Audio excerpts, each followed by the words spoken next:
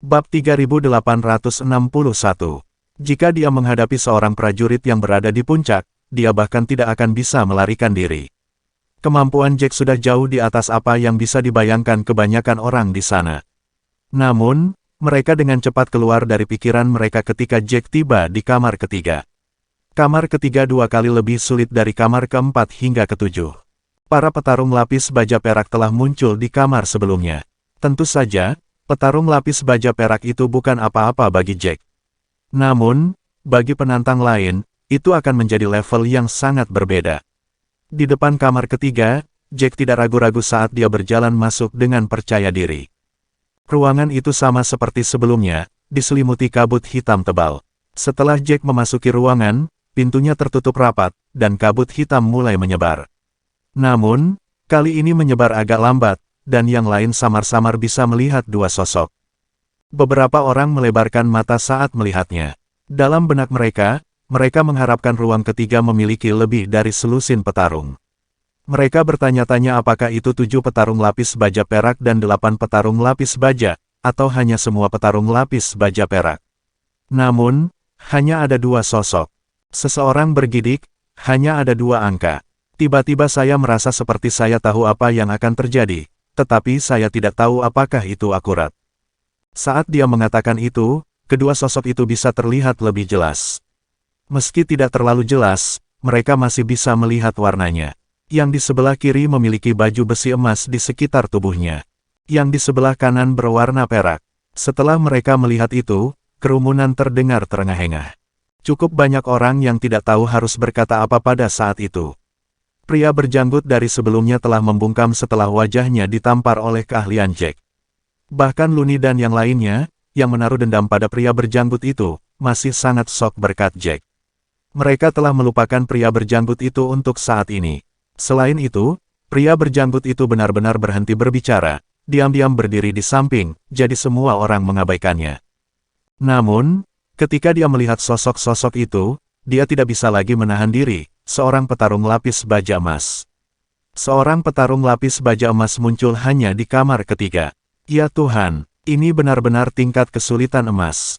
Len tidak akan memiliki waktu yang mudah sekarang. Ini hanya kamar ketiga, dan ini sudah sangat sulit. Seberapa sulitkah kamar pertama? Saya dapat meyakinkan Anda semua bahwa Len pasti tidak akan dapat menantang kamar pertama, berhasil kecuali dia memiliki keterampilan yang luar biasa. Pria berjanggut itu tidak terlalu peduli ketika dia berbicara, dan dia bahkan meninggikan suaranya ketika melakukannya.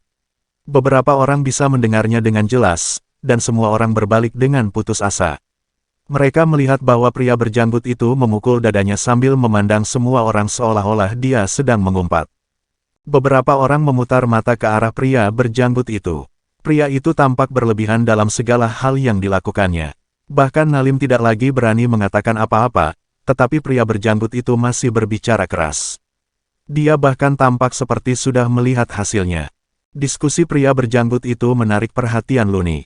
Looney telah melupakan pria berjanggut itu sebelumnya, tetapi karena pria berjanggut itu telah menarik perhatiannya, tidak mungkin dia membiarkan pria berjanggut itu pergi. Bab 3862 Looney mencibir dan berkata, "Kamu mulai lagi. Bukankah kamu mengatakan bahwa Len hanya ingin bunuh diri sebelum ini? Bahkan setelah dia berhasil melewati kamar ketujuh, kamu masih mengatakan bahwa dia akan mengalami masa yang sangat sulit setelah itu. Kapan dia mengalami masa-masa sulit? Kamu menolak untuk mengakuinya ketika aku mengatakan kamu hanya mengatakan omong kosong sebelumnya. Ini tidak seperti kamu tahu betapa sulitnya tahap selanjutnya, tetapi kamu masih berani meyakinkan semua orang. Kamu bertindak seperti kamu merancang Killing Hall." Kata-kata ejekan Looney benar-benar langsung ke intinya. Pria berjanggut itu telah bertindak begitu penuh dengan dirinya sendiri sebelum ini yang menyebabkan sedikit rasa jijik dari orang lain. Lagi pula, dia jelas bukan orang terpintar. Namun, dia berbicara dengan nada tegas setiap saat dan tidak membiarkan siapapun meragukan penilaiannya.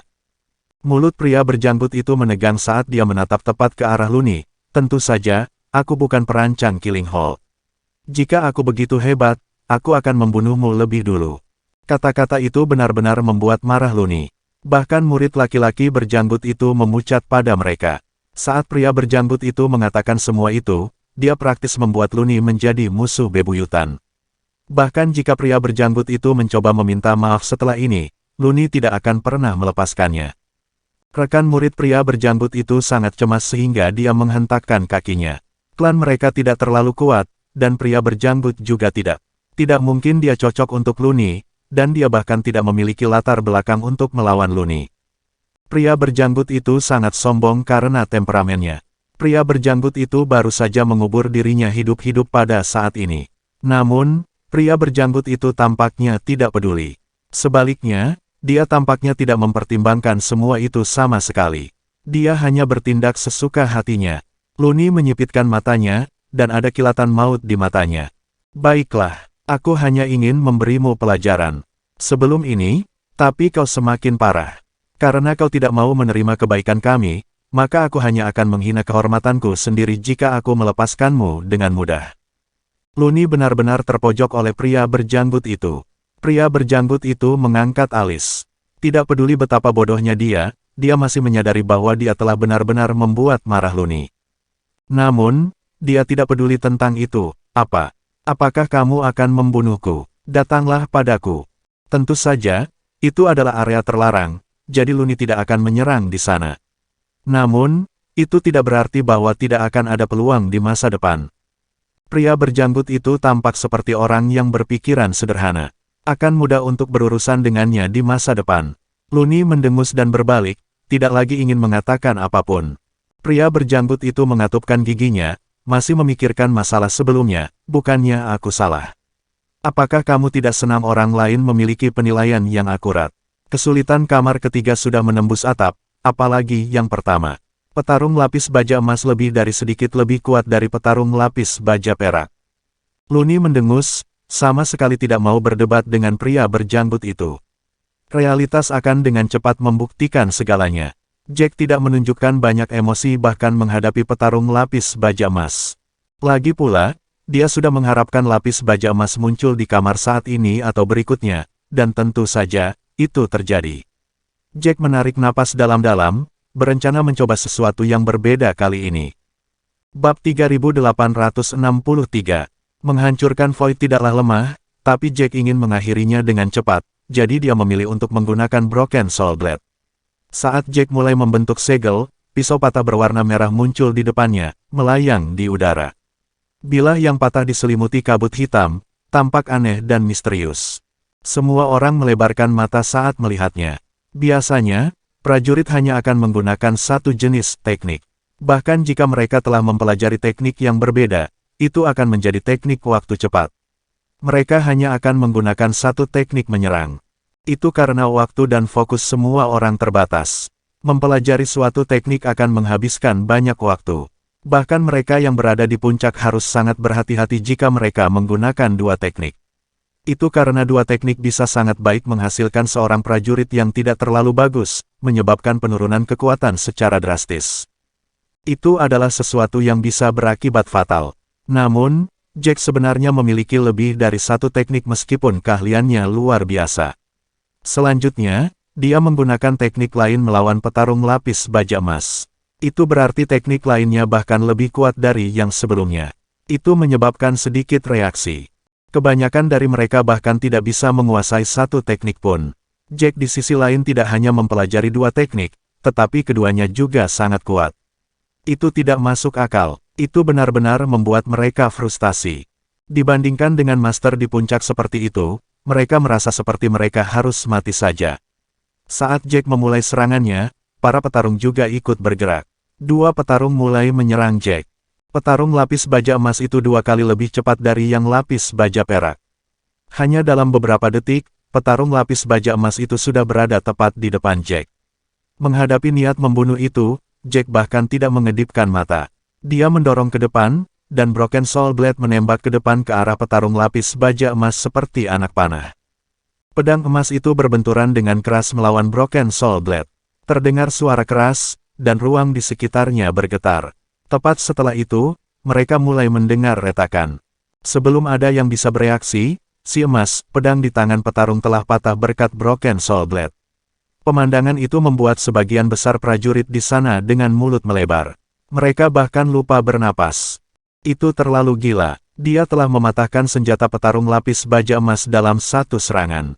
Mereka masih ingat betapa Luni dan yang lainnya berjuang keras untuk mengalahkan petarung lapis baja emas itu. Namun, petarung yang telah memaksa semua orang ke tepi jurang bukanlah apa-apa bagi Jack. Pada saat itu, Luni menatap gulungan itu. Zelter dan yang lainnya juga belum pergi. Pertempuran sebelumnya masih segar dalam ingatan mereka. Hanya dengan mengalaminya orang akan tahu betapa sulitnya menghadapi petarung lapis baja emas itu. Pada saat itu, mereka bertiga mempertaruhkan nyawa mereka untuk 15 keping emas ungu. Luni telah menghabiskan semua energinya yang sebenarnya sebelum dia berhasil mengalahkan petarung itu. Setelah menyelesaikan tantangan, Luni hanya merasakan satu hal, yaitu rasa syukur. Dia bersyukur bahwa serangan terkuatnya hampir tidak mampu mengalahkan petarung lapis baja emas itu. Jika itu sedikit lebih kuat, maka dia akan mati. Namun, melihat bagaimana Jack berurusan dengan petarung lapis baja emas, dia merasa pemikiran itu adalah lelucon. Apakah itu petarung lapis baja-baja, perak, atau emas, semuanya tampak rapuh seperti kertas di depan Jack. Seolah-olah mereka bukan ancaman sama sekali. Saat Luni memikirkannya, ada retakan lain dari gulungan itu. Bab 3864. Luni buru-buru mengesampingkan pikirannya saat dia berbalik untuk melihat ke atas. Dia melihat bahwa petarung lapis baja emas itu benar-benar membeku, dan pedang abu-abu itu telah menembus dadanya. Bintik-bintik cahaya yang tak terhitung jumlahnya keluar dari lukanya, dengan cepat menyelimuti seluruh tubuh petarung lapis baja emas itu. Detik berikutnya, petarung lapis baja emas itu menyebar ke titik cahaya yang tak terhitung jumlahnya. Saat itu, petarung lapis baja perak sudah berada di depan Jack. Jack menusuk ke depan, dan pedang polos dan sederhana itu mengandung atribut jiwa yang sangat kuat.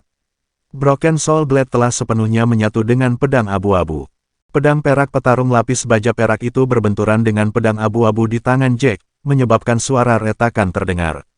Tidak peduli seberapa tajam bilahnya, itu gagal menahan energi jiwa Jack. Biasanya, jika kedua kekuatan itu sama kuatnya, bilahnya secara alami akan lebih tajam daripada jiwa, dan kemampuan menyerangnya secara alami akan lebih baik. Namun, itu adalah situasi yang sama sekali berbeda. Teknik Jack sudah berada di peringkat Dewa Badai. Aura pedang yang berasal dari petarung lapis baja perak benar-benar dikalahkan oleh energi jiwa Jack. Itu bahkan tidak layak untuk didiskusikan. Lapis baja perak, kerugian petarung terjamin. Jack menikam ke depan lagi, menembus dada petarung lapis baja perak itu. Sama seperti petarung lapis baja emas, petarung lapis baja perak itu seperti balon kempes. Namun, itu bukanlah udara yang keluar dari dadanya, melainkan bintik-bintik cahaya. Semua itu terjadi hanya dalam sekejap.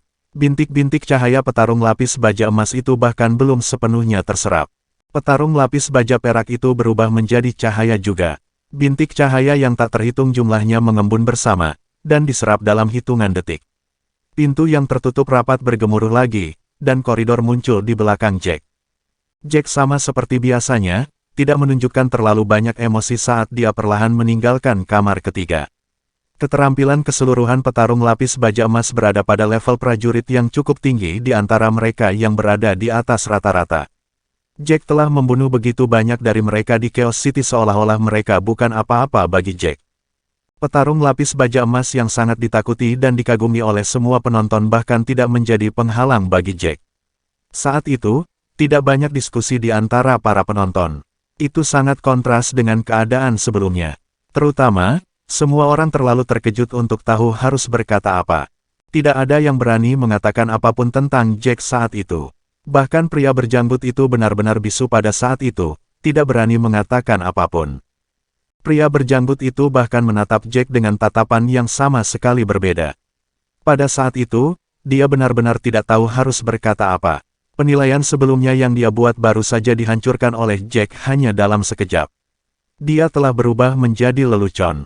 Dia mengira petarung lapis baja emas akan sulit bagi Jack, tetapi petarung lapis baja sepertinya tidak berbeda dari baja dan lapis baja perak bagi Jack. Pria berjanggut itu benar-benar bingung pada saat itu. Setelah melangkah ke kamar kedua, samar-samar Jack bisa melihat dua sosok.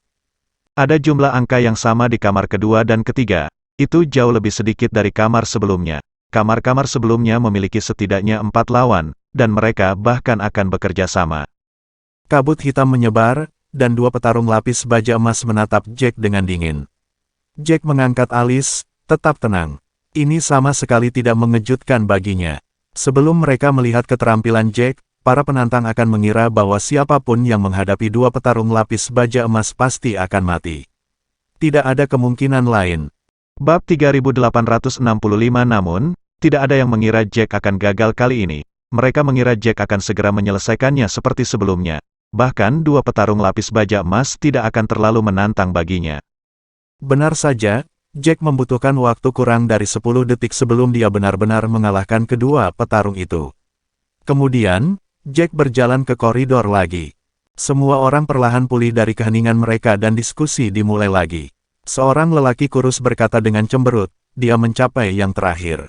Ini benar-benar keajaiban. Kami mengira Len akan mati di kamar ketujuh, tapi dia bisa mencapai sejauh ini tanpa menghabiskan banyak waktu.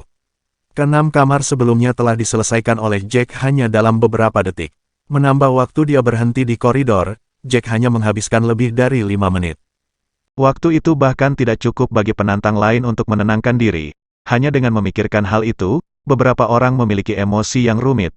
Mereka menyadari bahwa mereka tidak hanya jauh lebih lemah dari Jack, tetapi bahkan mentalitas mereka juga lebih lemah darinya. Saat itu, Jack sudah berdiri di depan pintu terakhir. Bagian dalamnya masih gelap seperti biasanya, dan tidak ada yang bisa melihat apa yang ada di dalamnya. Kali ini, Jack tidak masuk seperti sebelumnya. Sebaliknya, dia berhenti di koridor. Melihat itu, beberapa orang menghela nafas lega. Sebenarnya, mereka tidak tahu mengapa mereka melakukan itu. Seolah-olah mereka merasa jauh lebih santai karena Jack melakukan sesuatu yang menurut mereka normal. Setelah melihat itu, lelaki kurus itu sepertinya memikirkan sesuatu. Dia bertanya, tidak mungkin kita belum pernah mendengar tentang seseorang sekuat Len. Dunia berputar bukanlah tempat yang bisa kamu sembunyikan dengan mudah. Kamu harus menunjukkan keahlianmu untuk mendapatkan sumber daya. Bahkan mereka yang berdiri di atas tidak akan mencoba menghindari tantangan hanya untuk menyembunyikan diri. Selama mereka berpartisipasi dalam tantangan di dalam kota, mereka akan meninggalkan kesan pada prajurit di sana. Seseorang sekuat ini seharusnya sudah akrab dengan semua orang. Setelah dia mengatakan itu, pria kurus itu berdiri dan berkata kepada semua prajurit di sana, apakah tidak ada orang di sini yang mengenal Len sama sekali? Tidak mungkin dia diam saja sepanjang waktu. Prajurit yang berdiri di puncak tidak begitu saja jatuh dari langit. Selain Len, semua orang sudah mengetahui yang lain di level itu. Satu-satunya penjelasan adalah bahwa Len adalah orang aneh yang menyembunyikan dirinya sepanjang waktu. Namun, siapapun yang melakukan itu pasti memiliki masalah dengan kepala mereka. Bagaimanapun, semua orang memasuki dunia berputar untuk melewati tantangan dan memenangkan sumber daya. Mereka ingin memperbaiki diri. Terlalu besar kerugian untuk melupakan begitu banyak tantangan hanya untuk mengejutkan semua orang. Tidak mungkin seseorang yang waras akan melakukan sesuatu yang tidak masuk akal. Berdasarkan apa yang ditunjukkan Len kepada mereka semua, Len tampaknya tidak memiliki masalah dengan kepalanya. Sebelumnya, banyak orang yang mengira Len bertindak gila karena tidak memahaminya. Mereka telah mencoba mengevaluasinya melalui lensa mereka. Setelah pertanyaannya, semua orang berdiskusi lagi. Semua orang mulai mencoba mencari tahu apakah ada yang pernah mendengar nama Len, dan apakah ada yang pernah melihatnya sebelumnya. Bab 3866. Jelas ada orang yang tahu siapa pria itu, dan bahkan tahu namanya Jack White, bukan Len Wool. Tentu saja Lurain dan Mart tidak akan pernah mengungkapkan informasi itu. Semua orang bertanya kemana-mana, dan tidak ada yang berhasil mendapatkan informasi yang berguna. Semakin banyak mereka bertanya, semakin bingung mereka. Seolah-olah Len benar-benar baru saja jatuh dari langit. Pada akhirnya, pria kurus itu tampaknya sampai pada suatu kesimpulan ketika dia mengerutkan kening dan berkata, sepertinya Len Wool bukanlah nama aslinya, bahkan wajahnya mungkin adalah penyamaran. Lurain menegang saat mendengar itu. Dia berbalik untuk melihat Mart. Mart menarik napas dalam-dalam, tapi matanya berkedut sedikit. Pria kurus itu telah memukulnya tepat di paku. Sepertinya pria kurus itu bukan idiot. Namun, setelah dia membuat kesimpulan itu, dia tidak tutup mulut. Sebaliknya, dia mengerutkan kening dan berkata, ini sangat aneh. Bahkan jika dia mengubah nama dan penampilannya, tidak mungkin dia bisa menyembunyikan semuanya dengan baik. Lagi pula, tidak mungkin seseorang mengubah teknik mereka. Namun, saya tidak memiliki kesan teknik yang dia gunakan sama sekali. Apakah ada yang mengenalinya? Saat itu dikatakan, semua orang mulai membahas masalah itu lagi. Mata Lurain berkedut. Pria kurus itu mungkin tidak terlihat begitu mengesankan, tetapi semua yang dia katakan sepertinya menyentuh semua poin penting. Saat itu, Lurain malah khawatir identitas asli Jack akan terbongkar. Sepertinya tidak butuh waktu lama untuk itu terjadi. Mart juga khawatir. Meskipun mereka tidak tahu siapa lelaki kurus itu dan mengapa dia sangat ingin mengungkap Jack, tak satu pun dari mereka ingin identitas Jack terungkap. Saat mereka berdua merasa khawatir, pendekar kurus itu tiba-tiba meninggalkan tempat duduknya. Mart dan Lurain bertukar pandang, dan jantung mereka berdetak kencang. Mereka melihat pria kurus itu menuju ke arah mereka, secara bertahap semakin dekat.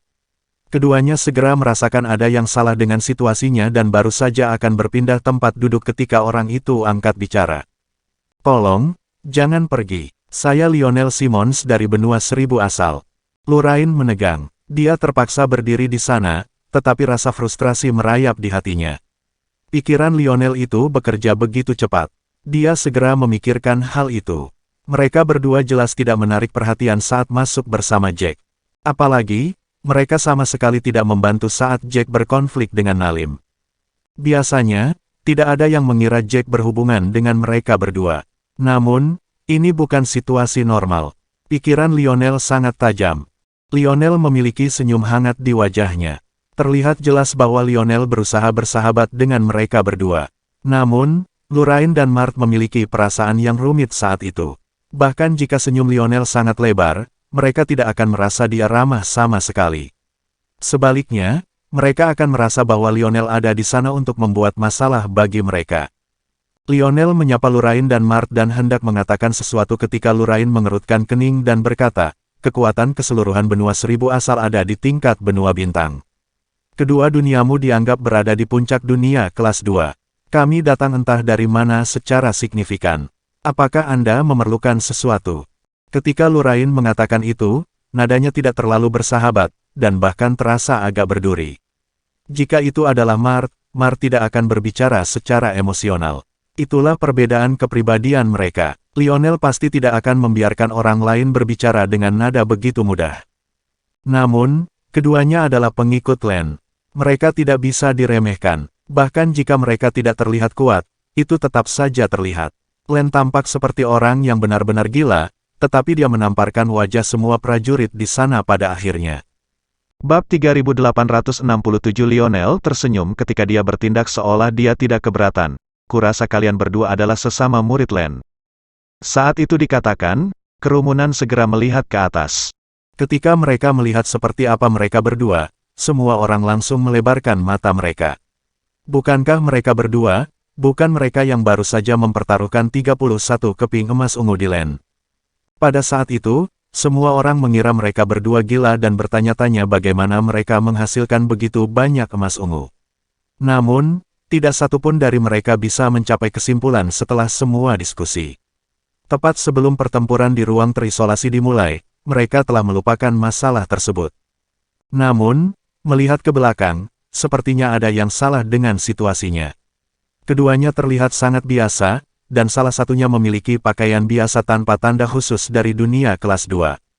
Jika dia tidak menyembunyikan dirinya dengan sengaja, maka dia akan berasal dari dunia kelas 3.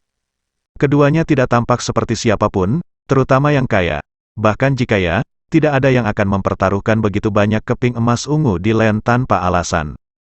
Lagi pula, tidak ada satu orang pun yang berpikir apapun dari Len pada awalnya. Kecuali mereka berdua sudah mengetahui keterampilan Len dan percaya bahwa Len akan mampu melewati kesulitan emas, mereka tidak akan mempertaruhkan emas sebanyak itu.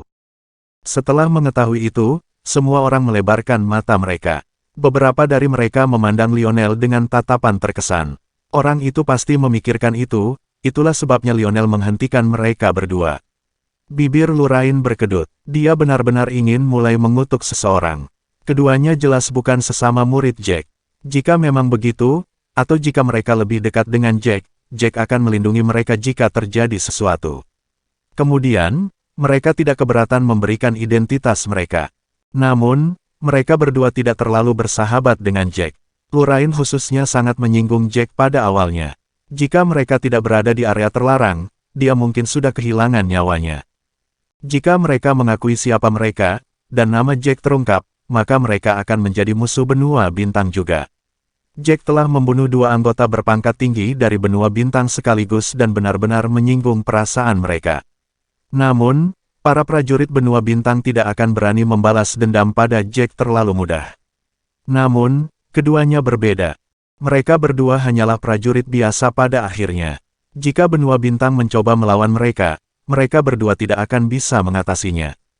Dalam situasi seperti itu, tidak mungkin mereka berani mengungkapkan diri. Namun, Lionel mengekspos mereka di depan semua orang. Lorraine dan Mark sangat membenci Lionel saat itu. Lionel adalah seseorang yang sangat cerdas. Dia terus-menerus dipuji oleh atasannya dari klannya. Saat itu, Lionel hanya punya satu niat, yaitu lebih bersahabat dengan Len. Jika dia mendekati Len secara pribadi, Len mungkin tidak akan mengganggunya. Lagi pula, mereka yang berdiri di atas akan terus menarik perhatian. Semua orang ingin lebih dekat dengan mereka. Bahkan jika dia memiliki kedudukan dan keterampilan yang baik, pada akhirnya dia tidak terlalu bagus. Jika dia ingin lebih dekat dengan Len, dia harus menggunakan cara lain. Bab 3868.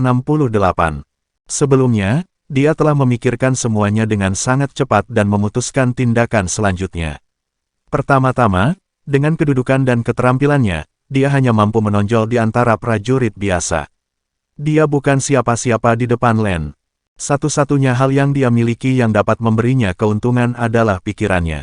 Untuk mendapatkan perhatian seseorang, pertama-tama dia harus membuktikan dirinya dan menunjukkan bahwa akan bermanfaat jika dia ada. Dalam hal kekuatan, dia tidak akan bisa membantu Len sama sekali, jadi dia memutuskan untuk menunjukkan bahwa dia bisa menggunakan pikirannya yang tajam untuk membantu Len. Dia bahkan mungkin bisa membantu Len memecahkan beberapa pertanyaan sulit, menjadi ahli strategi Len. Lionel merasa itu ide yang sangat bagus, dan sepertinya tidak ada yang salah dengan rencananya.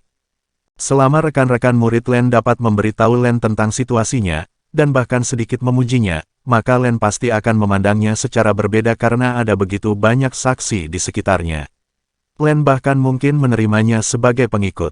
Lionel berasal dari benua 1000 asal dan memandang rendah kebanyakan orang. Dia bahkan merasa mereka yang berdiri di atas berada di bawahnya jika mereka bukan yang terbaik. Lagi pula, prajurit pada level itu akan terus menghadapi tantangan. Dunia berputar adalah tempat di mana peluang selalu datang dengan risiko. Jika dia bekerja sendiri atau dengan sesama muridnya, mereka akan bisa mendapatkan banyak sumber daya, tetapi sumber daya itu masih kurang. Lionel memiliki tujuan yang sangat besar. Sebelum dia datang ke dunia berputar, dia telah memutuskan bahwa dia akan menjadi murid terpilih terkuat di klannya, dan bahkan menjadi ahli waris. Dia ingin menjadi penguasa nomor 1 benua 1000 asal dalam beberapa ratus, atau beberapa ribu tahun. Namun, bakatnya terbatas. Dibandingkan dengan yang di atas, dia masih kurang. Dia tidak bisa benar-benar berdiri di puncak sendirian, tetapi dia juga menolak untuk menyerah pada mimpinya. Jadi memikirkannya, dia memutuskan untuk memilih jalan ini. Dia ingin menjadi pengikut setia salah satu pejuang top, tumbuh bersama mereka. Tantangan yang dihadapi para prajurit pada level itu secara alami bahkan lebih besar. Pergi bersama mereka akan menempatkannya dalam banyak bahaya, tetapi dia bisa mendapatkan lebih banyak sumber daya. Bahkan jika dia tidak mendapatkan yang terbaik dari mereka, dia setidaknya bisa mengambil beberapa sisa. Potongan-potongan itu bukanlah sesuatu yang bisa diperoleh prajurit biasa. Selain itu, dia telah mengamati sikap Len sebelumnya. Dari tindakan Len, dia tahu bahwa Len bukanlah seseorang dengan temperamen sembrono yang menggunakan kekuatan mereka. Jika dia bersama seseorang seperti itu, maka dia hanya perlu memastikan untuk menunjukkan nilainya. Kemudian, Len pasti akan memperlakukannya dengan baik. Lorraine memandang Lionel dengan sedikit frustrasi. Lorraine adalah pria yang sangat lurus, dan dia sama sekali tidak tahu apa yang diinginkan Lionel. Dia hanya merasa Lionel sangat menyebalkan. Lorraine telah berusaha untuk tidak terlihat, tetapi Lionel bersikeras untuk membuat mereka menjadi pusat perhatian. Jika dia tidak keberatan, dia akan mulai mengutuk Lionel. Mark berada dalam situasi yang sama. Dia pikir Lionel sedang jengkel. Jika mereka tetap diam dan tidak membuat terlalu banyak keributan, mereka tidak akan pernah mendapat perhatian. Namun, itu berbeda pada saat itu. Kali ini, semua orang menyadari bahwa hubungan mereka dengan Jack bukanlah hubungan biasa. Meskipun Mark benar-benar ingin mengikuti Jack, dia tidak berhasil memenangkan hati Jack. Jika terjadi sesuatu, dia tidak tahu apakah Jack akan melindunginya. Bab 3869 Lorraine berkedut. Jadi mengapa kamu banyak bicara? Apa hubungan kami berdua denganmu? Mengapa kami perlu berbicara denganmu? Lorraine merasa sangat marah hingga tubuhnya bergolak. Ekspresi Lionel menegang. Jelas dia tidak pernah mengharapkan dua rekan murid Len bereaksi seperti ini. Mengapa mereka tampak begitu menentang dia mencoba untuk bergabung dengan mereka? Mungkinkah karena penampilannya akan mengancam posisi mereka? Lionel memikirkannya dan merasa yakin dengan tebakannya. Keduanya pasti takut dia akan mencuri guntur mereka. Itulah mengapa mereka tampak sangat bermusuhan. Memikirkan hal itu, Lionel mencibir. Ada kilatan kebencian di matanya. Dia bertanya-tanya apa yang dipikirkan Len untuk memiliki dua orang bermasalah seperti pengikutnya. Siapapun dengan setengah otak tidak akan bertindak begitu frustrasi dan cemburu di depan umum. Bahkan jika mereka ingin melawan orang lain, mereka tetap perlu menunjukkan bahwa mereka murah hati saat berada di depan umum. Keduanya praktis memiliki emosi yang tertulis di wajah mereka. Mudah untuk berurusan dengan orang-orang seperti itu. Lionel menarik napas dalam-dalam. Senyum lebar terlihat di wajahnya saat dia berkata, Len pasti membutuhkan seseorang yang ahli dalam strategi di sisinya. Saya hanya ingin kalian berdua merekomendasikan saya kepadanya. Saya pasti akan membuat hidup Len jauh lebih mudah di masa depan. Semua orang terlihat sadar di wajah mereka ketika mereka mendengar semua itu. Tak heran pria itu begitu ngotot mencari tahu siapa Len itu, tapi tetap berhenti di saat yang tepat. Dia dengan cepat menentukan siapa pengikut Len dan berspekulasi tentang pengikut Len. Identitas, jika dia kemudian diminta menjadi salah satu pengikut Len, dia pasti akan menarik perhatian Len, orang cerdas selalu berguna. Sebelumnya, kata-kata Lionel tidak terlalu dibesar-besarkan. Jika Lionel bisa menjadi ahli strategi Len, dia akan bisa memberikan banyak pemikiran. Dia bahkan bisa membantu Len memecahkan beberapa masalah yang sulit. Meskipun kekuatan adalah segalanya di dunia, mereka yang pintar mampu melakukannya. Mendapatkan keuntungan di mana saja, penonton dapat dengan mudah mengetahui bahwa Lionel sedang mencoba untuk menyesuaikan diri dengan Len. Mulut Lorraine menegang mendengar kata-kata itu, tidak tahu harus berkata apa. Meski saat itu ia sangat kesal pada Lionel, ia harus mengakui bahwa Lionel memang cerdas. Dia telah berhasil menemukan banyak hal dalam waktu yang sangat singkat, berhasil menemukan mereka berdua di antara kerumunan, pasti akan menjadi pilihan bijak untuk merekomendasikan dia kepada Jack. Jack bahkan mungkin memuji mereka untuk itu. Tetapi Lorraine hanya merasa sangat kesal memikirkan harus melakukannya. Lionel telah sepenuhnya menyabotase mereka berdua. Merekomendasikan Lionel kepada Jack sama seperti memberikan permen kepada seseorang yang baru saja menamparkan wajahnya. Pada saat itu, Mark tiba-tiba berkata dengan suara rendah, apakah kamu sudah melupakan kepribadian Jack? Jack adalah serigala penyendiri. Hanya dari temperamennya saja, mudah untuk melihat bahwa Jack tidak suka orang lain membuat keputusannya. Jack sama sekali tidak membutuhkan ahli strategi. Yang terpenting, Jack penuh rahasia. Semakin sedikit orang yang tahu tentang rahasianya, semakin baik. Jika orang ini ada di samping Jack, maka dia mungkin tidak akan membutuhkan waktu terlalu lama untuk mengetahui rahasia Jack. Lalu, akan sangat mengerikan jika dia mengkhianati Jack. Bab 3870 harus dikatakan bahwa Mark jauh lebih pintar daripada Lorraine. Kata-katanya terdengar sangat benar. Jack bukanlah seseorang tanpa tulang punggung, tidak peduli apa yang Jack lakukan, dia membuat keputusannya sendiri. Jack sama sekali tidak membutuhkan ahli strategi. Dia sudah melangkah sangat jauh dengan mengandalkan dirinya sendiri. Selanjutnya, Lionel tiba-tiba melompat keluar dan mengklaim bahwa dia akan menjadi ahli strategi Jack. Dia benar-benar cerdas, tetapi niatnya tidak pasti. Jika dia menjadi pengikut Jack dan diam-diam bekerja dengan musuh Jack, itu seperti mengundang serigala ke rumah Jack. Memikirkannya saja membuat Lorraine bergidik. Individu yang cerdas tetapi licik seperti Lionel memang berguna, tetapi mereka harus ditangani dengan hati-hati. Dengan kepribadian Jack, dia pasti tidak menginginkan seseorang seperti itu di sisinya. Seseorang seperti Lionel adalah bom waktu. Setelah memikirkannya, Lorraine membuat keputusan. Dia mengejek dan memandang Lionel. Maaf, dia tidak membutuhkan ahli strategi. Dia mengandalkan dirinya sendiri selama ini. Saat kata-kata itu diucapkan, Lionel terkejut. Dia mengira dia tampil cukup cemerlang untuk menarik perhatian Len dan mengejutkan dua lainnya. Dia tidak pernah berharap mereka begitu cemburu, bahkan membuat keputusan untuk Len. Lionel menarik napas dalam-dalam. Ada kilatan dingin di matanya. Dia tidak akan menyerah pada Len. Adapun mereka berdua, dia perlu menemukan kesempatan untuk menyingkirkan mereka. Bibir Lionel berkedut saat dia berbalik untuk melihat orang lain. Dia berkata dengan dingin, semua orang melihat apa yang baru saja terjadi. Anda mengatakan bahwa Len tidak membutuhkan ahli strategi. Apakah Anda tahu apa yang dia pikirkan? Mengapa Anda membuat keputusan untuknya? Ancaman dalam suara Lionel terbukti. Siapapun yang sedikit berotak tahu bahwa dia memberitahu Lorraine bahwa semua orang telah melihat apa yang terjadi. Dia hanya perlu mendorong sedikit, dan Len akhirnya akan mendengar semuanya. Kemudian, tindakan mereka akan terungkap. Selain itu, Lorraine sepertinya terdengar seperti membuat keputusan lebih awal. Lionel dengan sengaja membuat semua orang berpikir bahwa Lorraine yang membuat keputusan Len. Bibir Lorraine berkedut saat dia mulai marah. Pada saat itu, Nalim tiba-tiba melangkah maju. Pantas saja kamu berbicara kepadaku dengan nada seperti itu tadi. Jadi kamu salah satu anjing Len. Lorraine menjadi gelap setelah mendengar itu. Dia terlalu pemarah dan akan marah hanya dengan beberapa kata. Dia hendak mengutuk Nalim ketika dia dihentikan oleh Mart. Mart mengulurkan tangan dan menarik Lorraine ke belakangnya. Meskipun mereka berdua tidak menyukai satu sama lain, mereka berada di kapal yang sama pada saat itu. Mart tidak akan membiarkan Lorraine dituntun seperti itu. Mart mengangkat alis saat dia berjalan mendekat. Dia berjalan ke arah Nalim, kamu orang terakhir yang berhak mengatakan itu. Kamu tahu kenapa? Saat itu dikatakan, semua orang di sekitar mereka tertawa terbahak-bahak. Mart tepat sasaran. Nalim jelas adalah anjing paling setia di sana dan bahkan menolak untuk menerima bahwa dia adalah seekor anjing, membuang bebannya kemana-mana. Bersambung.